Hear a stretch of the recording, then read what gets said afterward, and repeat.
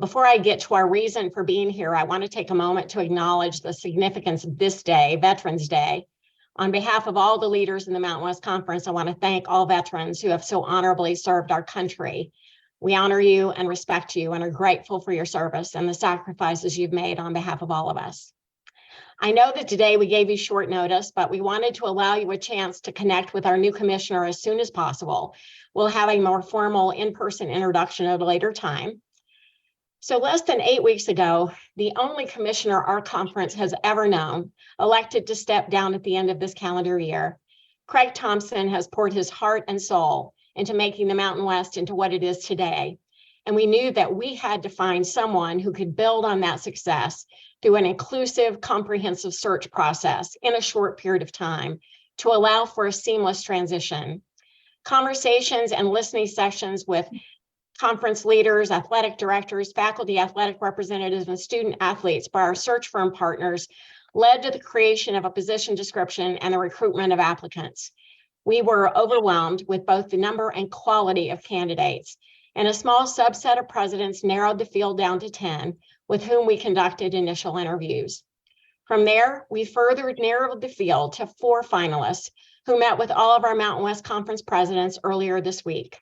We were fully aligned in our selection of Gloria Nevarez as our next commissioner. Gloria brings more than 25 years of intercollegiate athletics experience to the Mountain West Conference, currently serving as the commissioner of the West Coast Conference since 2018. She has an incredible track record of service in the Pac-12, in senior roles at the University of Oklahoma and the University of California, Berkeley, and during stints at San Jose State University and the West Coast Conference.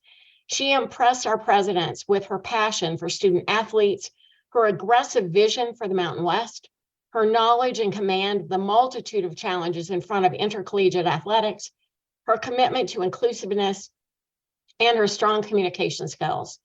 Gloria has a seat at the table on some of the most influential working groups in college sports, including the Transformation Committee, and has seen up close the power and the mechanics of major college football and basketball, the key revenue drivers for our schools and for our conference. She has demonstrated an ability to be creative, to take on risks, to rethink how we do things in college athletics, and to envision and implement change. We are so grateful for the incredible foundation that Craig Thompson has built over the first quarter century of the Mountain West, and we're thrilled to have Gloria take the baton and lead us to even greater heights. We're truly honored to welcome Gloria as our next commissioner, and I now turn it over to her to make some brief remarks.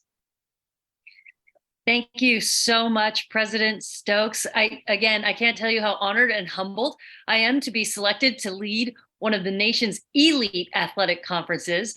And I want to thank the board of directors and President Stokes for your leadership and time and believing in me and my vision and allowing me to take the reins at the Mountain West.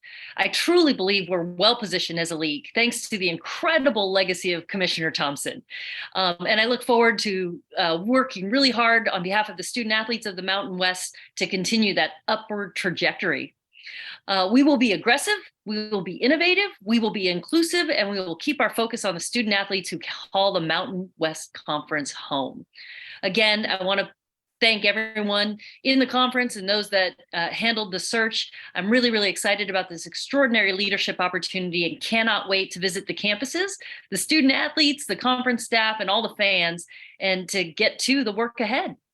So with that, I'd be happy to take any questions. Thank you. If you'd like to ask Commissioner Nevarez a question, please raise your virtual hand located at the bottom of your Zoom webinar screen. We will have one question and one follow-up for the commissioner, and if we have time after that, we will allow follow-ups from there as well. So if you'd like to ask Commissioner Nevarez a question, please raise your virtual hand and we will get you into the queue.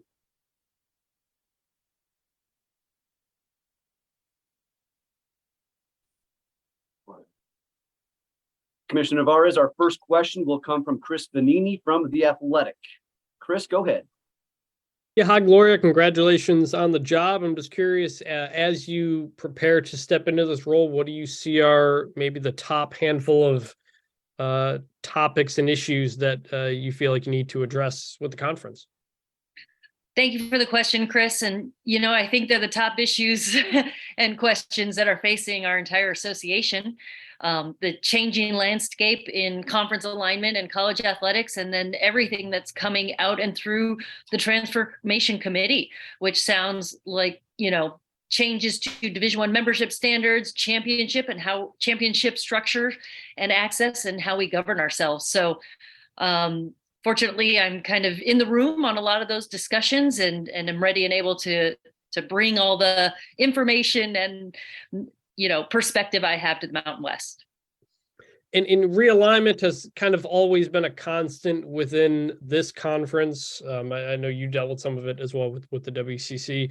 Just how do you approach that as a commissioner, and what role do you think the commissioner plays in movements in terms of either trying to keep members or adding new members? I think it's a central role for all the 32 Division I commissioners. And, it starts with communication and keeping a pulse on your own membership as well as what's going on out there. I think the one thing we can all be certain is no one really knows what's going on. It's changing minute by minute. But, in the Western region, geography has lended a level of consistency and stability over the last couple decades, and only recently have we seen this kind of mass fluctuation. So I think it's incumbent on me to keep open communication with all the members of the Mountain West Conference, and also keep an eye on the horizon and the pulse of what's going on, and constantly convene our membership to be talking about and thinking about membership, even if we are or are not under threat of losing schools. Thank you, Chris, for your question. We had some more media start to come into the call. So as a reminder, if you'd like to ask Commissioner Nevarez a question, please raise your virtual hand at the bottom of the screen. Commissioner, next we will go to Jeff Grammer from the Albuquerque Journal. Congratulations on the job.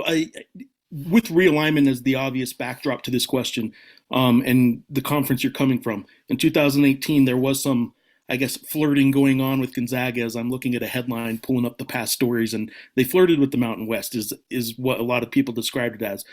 There were some concessions made to keep Gonzaga. The Mountain West currently has a structure where Boise State has some different membership kind of criteria when the league decided to keep them around, or tried to keep them around.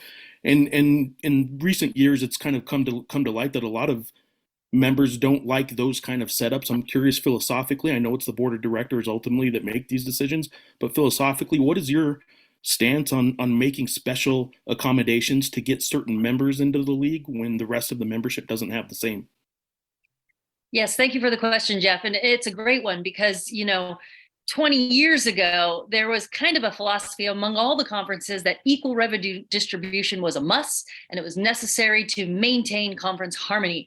Whereas you've seen different models, and every conference is slightly different about a little bit more eat what you kill. Maybe there's a baseline distribution, and then there's some incentives or rewards for athletic success further into the NCAA men's basketball tournament or in bowl selection, that type of thing. So while I don't yet have a need to get in and, get a little more intel from behind the curtain of the Mountain West, I do feel that in this day and age, we should be open to being innovative, but a healthy conference does have a baseline investment, a baseline level of commitment to each other that you have to start with. So changing over time, but still with those foundations in some equity, but a little bit more ability to look at rewarding performance, because as we know, going to bowl games and going to the NCAA tournament requires a lot of investment as well. And quick follow-up, the obvious move from WCC to Mountain West is a football conference where you are now, and a non-football conference where you were. You've been at other places, obviously, that had football. But what would you, tell those around the league who might be a little concerned that with football being the driving force for revenue and television rights, what would you say to your ability to handle football in coming from a position that didn't have football? Absolutely. If you look back on my path, my entire career has been in and around large football. WCC has been the stop where we don't have, we don't sponsor football as a league. So there isn't a piece of big football that I haven't worked with and around. And as we know, it powers the association. And so for me, this is a great opportunity. I attended large public state institutions, high school, college, law school, have worked at majority of my career at like institutions. And I'm really excited to get back to my roots in large public institutions and football sponsoring institutions. Thank you. Thank you for the question, Jeff. Once again, if you'd like to ask Commissioner Nevarez a question, please raise your virtual hand at the bottom of the screen. We'll wait a second, see if anybody else has any other questions.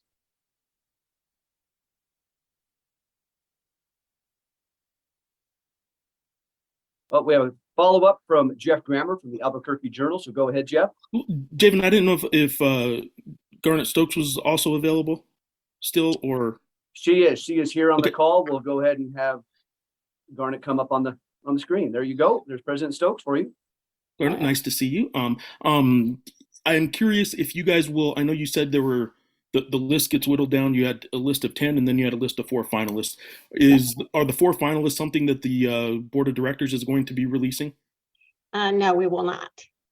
And the follow up to that is, what was the, I guess, main priority that you guys were looking for, and was there anything that kind of surprised you in this candidate pool? What they were sort of bringing to you that maybe you guys weren't thinking of? That's Jeff, that's a wonderful set of questions. I will tell you that we were really excited about the strength of the pool. People from a variety of backgrounds and experiences. It's always fascinating to hear people's visions and experiences related to collegiate athletics and their thoughts about the future of collegiate athletics. Really, I think we were just thrilled with the strength of the pool. I think we were looking for someone who was enthusiastic, experienced, aggressive in thinking about the future of collegiate athletics, and someone with a vision to really move this conference forward. Following in Craig's footsteps, having been our commissioner for so long, and Gloria blew us all away. I will tell you that. And so very excited that we selected her and that she jumped in to join us. Thank you. We're going to give one more opportunity for anybody that would like to ask Commissioner Nevarez a question or President Stokes a question. We will return to the Athletic and Chris Vanini. Chris, go ahead. Yes, for Gloria, the college football playoff, committee that Craig is on, the commissioners, they're still going through a lot of early expansion and figuring out those details. Will you be a part of that before January 1st, or what's kind of your role? No, my start date is January 1st. And then would take the position of representing the group of 5 in that room. Do you plan to, over the next, I guess, less than 2 months, to kind of get, I guess, debriefed from Craig on some of these things, or how do you kind of go about that? Oh, absolutely. Craig is going to be on speed dial. He and I have known each other for many, many years. I've already talked to him this morning, and, I'm very excited. He will continue to be a resource and continue to be a major influence on, the early days of my tenure. So I'm looking forward to working with him and learning a ton. Thanks, Chris. Our next question is going to come from Scott Bemis at KCTV in Fresno. Go ahead, Scott. Hi, Gloria. Can you hear me? I can. Hello, Yeah. Scott. Hi, nice to meet you. I kind of following up on Chris's question right there. I was just curious to get your vision. What would you like to see for the college football playoff and for Mountain West access possibly to that playoff? What's your ideal way that college football should be conducting its playoff? Well, certainly there's tremendous opportunity in the upcoming expansion. I know the details of that are still being worked out, but it's good to know that at least the group of 5 has an access point to that in the top 6. And I think positioning the Mountain West to really take advantage and maximize getting the most teams in those at-large selections or, on the board for those at-large bids is of prime concern, I think, for me and the league coming into this position. And so being a voice at the table as they continue to figure out the details of how the expansion is going to work, I think is incumbent upon us. But, from my position, it's really, really positive that we do have that one, I guess I'll call it an AQ spot, and we'll have expanded opportunity to get more teams in the playoff. Thank you. Scott, thank you for your question. We'll give one last opportunity as we have a question remaining in the queue. We're going to go to Sam Hauser from ESPN Radio in Albuquerque. Go ahead, Sam. Just unmute yourself. Can you hear me now? Yep, we can hear you. Okay. Congratulations on the opportunity. You've already hit on some of the few big things going on in college sports right now. One of the other ones I wanted to ask you about was just everything that's going on with NIL and just, your thoughts on what a conference's role should be. And if you are more along the lines of kind of communicating with other conferences, if you want to set your own ground rules on that, just your thoughts on where a conference should stand with its member schools when it comes to NIL. Yes, and NIL has been very much the wild, wild west a little bit recently. My own personal feelings, I hope that at some point we can get some guardrails back around it so we limit pay for play. And I know that is the current standing rule, but I think a lot of folks feel that NIL is being used for pay to play. So I would like to see us as an association nationally, put some real teeth into that and kind of put that genie back in the bottle a little bit. But by and large, I think NIL has been a really positive thing for schools and for their student athletes. And I believe there is a role for the conference offices in there. Right now, it looks a little bit more like education, training, teaching the student athletes what this new opportunity is about. But I do think in the future, there is room and opportunity to perhaps have conference-wide NIL deals or help support the schools in, bringing all the student athletes together to maximize their name, image, likeness. Thank you. Thank you, Sam. We'll now go to Chris Lewis, a play-by-play analyst for CBS Sports Network and Boise State. Go ahead, Chris. And once again, congratulations. The question I have kind of relates to basketball in the postseason tournament. I know in the West Coast Conference, it was known for having, the top seeds get multiple buys in the structure of that conference tournament. I was wondering what the procedure would be for evaluating what the ideal format for the postseason basketball tournament would be for the Mountain West. Thank you for the question, Chris. And as you know, in any sport, not just basketball, the conference touches the sport in three major areas. Well, two: conference schedule, conference tournament. And there's also the non-conference schedule, in which some leagues have adopted non-conference scheduling guidelines. And I don't think you can look at any one piece without looking at all three. And it's incumbent upon the league office to constantly evaluate annually the strength of the league, where you are you, rebuilding phase, you have more teams in the top versus in the rebuilding, or vice versa, and then react or create your scheduling parameters accordingly, because a healthy ecosystem in a conference league is when you're rebuilding, the strength of the league pulls you up. If you're at the top chasing national titles, you will not take a step backwards as you progress through non-conference and league play. So it's a constant evaluation, and that is the philosophy and evaluation I would bring to the Mountain West. Thank you, Chris, for the question. Next, we'll go to Jason Walker, 106.9 Radio in Logan, Utah. So I just wanted to ask a question as to how important conference expansion is, for the Mountain West to maintain, growth. Said it's an elite conference, and obviously it's having a good stretch right now. How important would it be to expand to maintain that growth? If for any conference, I think the question of expansion is really about what is your why? What are you trying to achieve?